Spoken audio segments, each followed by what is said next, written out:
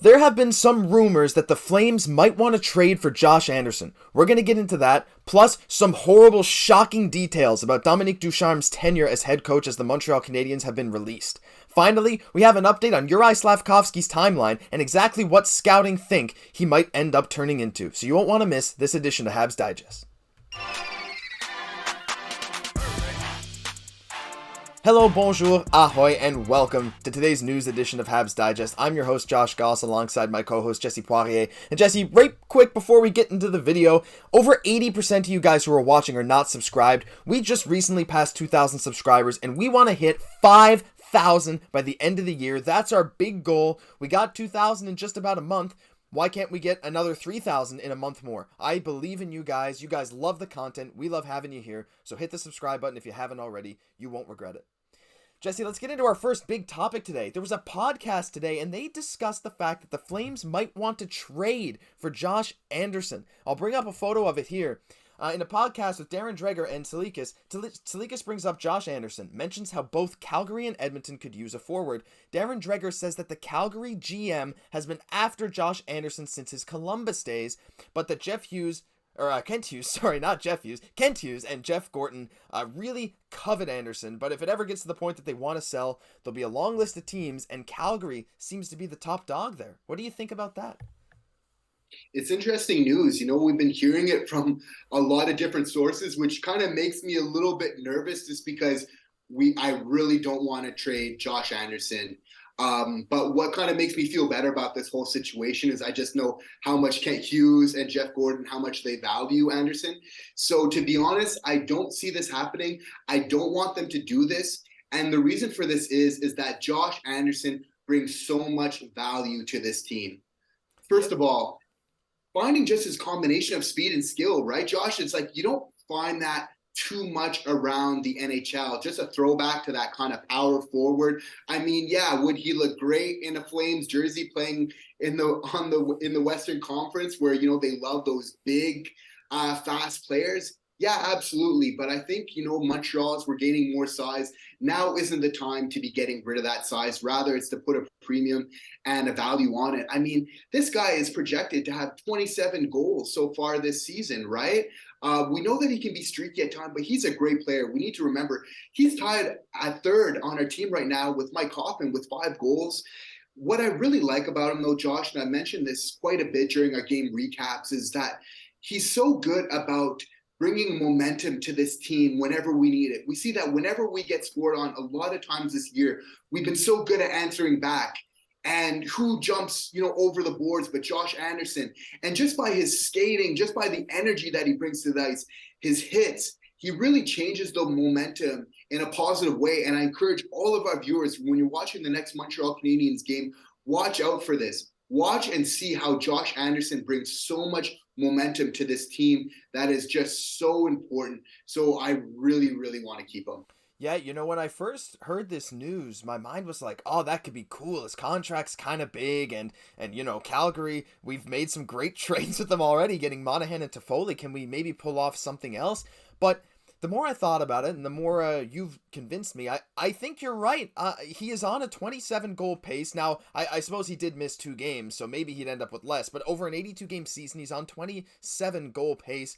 His contract is about $5.5 million, which is not bad. But like you said, there's a reason Kent Hughes and Jeff Gorton covet this man so much. They put a premium on him. Even in the last game, like when Montreal is, something's not going well, all it takes is Josh Anderson. Like, you'll see him in the defensive zone. He'll pick up the puck and he will just go. And the crowd ignites behind him, whether he's home or away. It felt like the crowd even woke up in Columbus when he started doing that, his former home.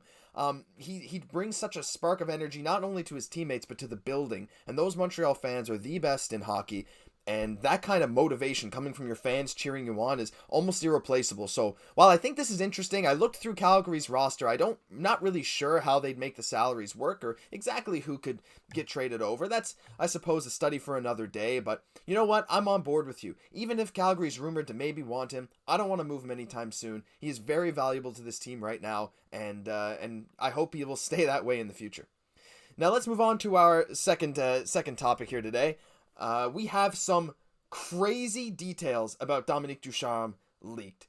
Now, Jesse, I know we're both not the biggest fan of Dominic Ducharme. I know when I was watching that playoff run, I was a much bigger fan of Luke Richardson and how he rallied the team behind him. But man, we really didn't know how bad it was.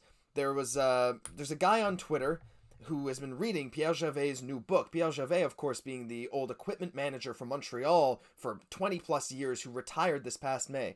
And let's just get into some of the quotes that we have coming out of this book. He's translating from French to English. The first one here: everyone was surprised that Ducharme got the job and not Luke Richardson after Julien was fired. He was not organized, changing practice at the last minute. He changed a day off that was already planned for months in the plane so the guys wouldn't have the next morning off.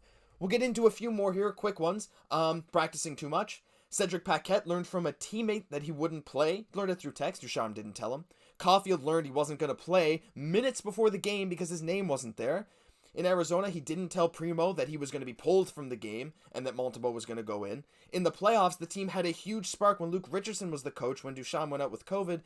And finally, when he got the 3 years extension, the guys were mad because they didn't like how he was doing things. They were very sad. Now, Jesse, there's a lot we can say about Dominic Ducharme, but to have a guy who's been around the team, he won a cup with the team in '93 in Pierre Gervais. He's been around this team for decades. He knows the ins and outs of the organization, and he was the equipment manager for a long time. To have someone like that saying this, like, man, I just want to know, what are your thoughts when you first read this? Because I want to say shocked, but it really, I'm not that surprised considering how a lot of people reacted when he was hired and then when he was subsequently fired.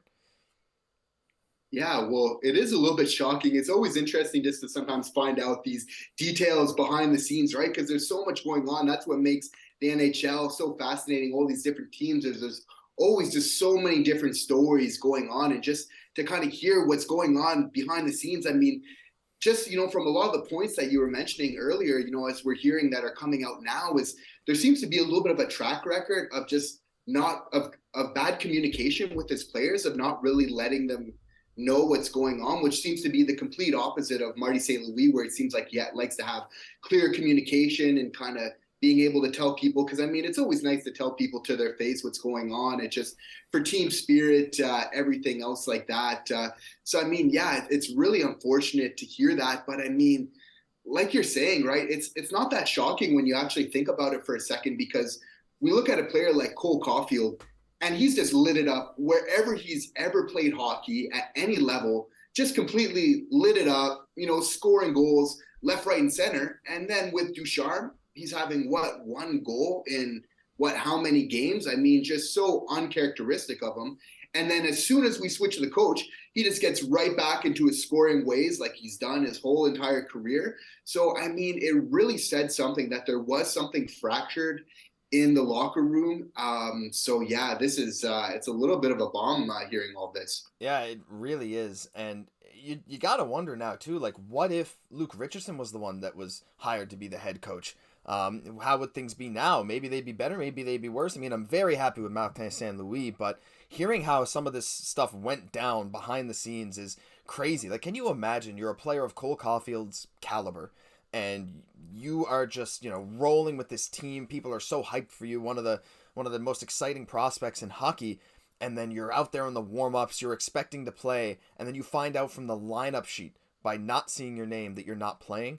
Like, that just seems inexcusable to me. And it's not like Pierre Gervais, it's not like this guy who wrote this book is non-credible. He's been around the organization for decades. He's as credible as they come. So these are legitimate details, legitimate concerns, and honestly, what this tells me is that Stanley Cup Finals team was built completely different, because to have a coach treating you like that just doesn't seem to care about communication, care about whether players are happy or not, and to still make the Cup Finals. They were playing for Luke Richardson, they were playing for Carey Price and Shea Weber, and they were playing for themselves more than they were playing for Ducharme, and I'm so glad he's gone. And you know what? These details are crazy, but we're well past that now, and I'm happy with how the team is going. Final topic today. Quick couple minutes. We have a bit of an interesting reveal here on Juraj Slafkovsky's timeline. There was a post on Reddit by a man named The Colonel, and he said he got to talk to Will from the Habs scouting department. So I'm going to link this post in the description. You guys should definitely go check it out, give it an upvote, comment what you thought about it, because it's really insightful. And he got to speak to the guy in scouting about Juraj Slafkovsky. And one thing he said is, well, what do you think is the best and worst case for scenario for Slafkovsky? And the scout says, best case, or at worst, a good third line winger.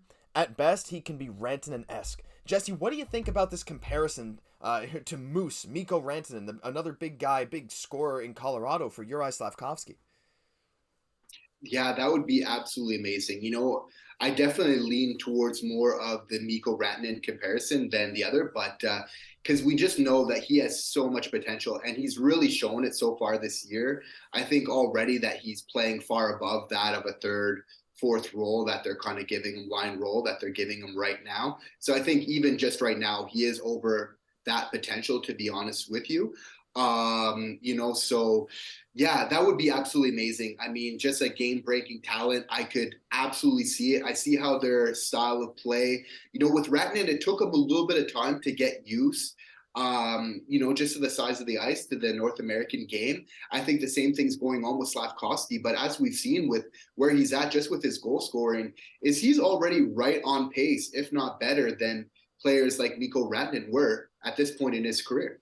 He's looking really good. Another comparison they had, actually, when they were talking about players to compare to, they said Valeri Nichushkin as well, another guy who was with Colorado, and another big body and very, very good at handling the puck. I'd say borderline elite offensive talent as well. But as for the timeline, one interesting thing that we heard from the scout in this little interview is that he said that Slafkovsky is staying in the NHL. At least their thoughts. This isn't confirmed, but what some of their thoughts on why Slafkovsky is staying in the NHL and wasn't sent down was so that he can develop NHL habits, get used to the ice, learn what it's like to play in the NHL, learn which habits are good and bad, and how he will adjust. And he said maybe later on in the season, it wouldn't be surprising to see him sent down once those habits are developed. So it seems like our goal with Slafkovsky is to get him ready for the NHL as fast as possible, and if he needs that confidence boost to really get some goal scoring, then we can maybe send him down. They said it wouldn't be a demotion. It would almost be like, just let's see how well you can do. What are your thoughts on that? Maybe developing his NHL habits and sending him down after that? Yeah, much like Jack there's been some talk right now of, okay, some people are saying that we should send down Arbor Jacki when Matheson comes back from his injury. But again, I don't think that it's along with Martin St. Louis' philosophy. I think that Martin St. Louis is all about positive reinforcement, where we saw with Ducharme maybe hearing about how he treats some of his players, a little bit of the negative reinforcement. So I think that what Martin St. Louis does is if a player is playing well, he's going to encourage their confidence. And if they're doing the right things, they're going to keep them up. Yeah. Because when somebody's doing something right, the last thing you want to do is, we just kind of take it for granted that these players are playing so well, Jacki, Slafkovsky, but it's really not. We have to remember that Jacki is undrafted.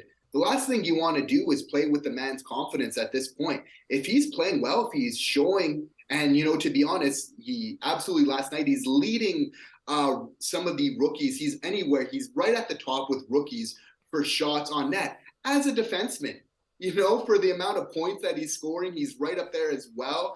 Slafkovsky, for what he's bringing to the team, for me, it makes absolutely no sense. As if they're showing that they deserve to be here, we absolutely need to keep them up. And I think that that's how Marty St. Louis operates, is if you're playing well, he's going to encourage you, and he's not going to really play any mind games with you. No, and as long as Slafkovsky proves that he's a fit for the NHL team, I see no reason for Martin St. Louis and the Habs management to send him down. He's proved it so far. He's had 3 goals this season, been on a bit of a point dry spell, or a goal dry spell, I should say.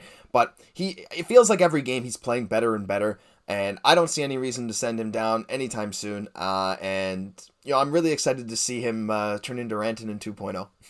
But that'll do it for this episode of Habs Digest. If you liked the video, leave it a like, subscribe to the channel. We want to hit 5,000 before the new year, and we know you guys can help us out with that goal. I'm Josh Gosse for my co-host Jesse Poirier. We'll see you in the next video.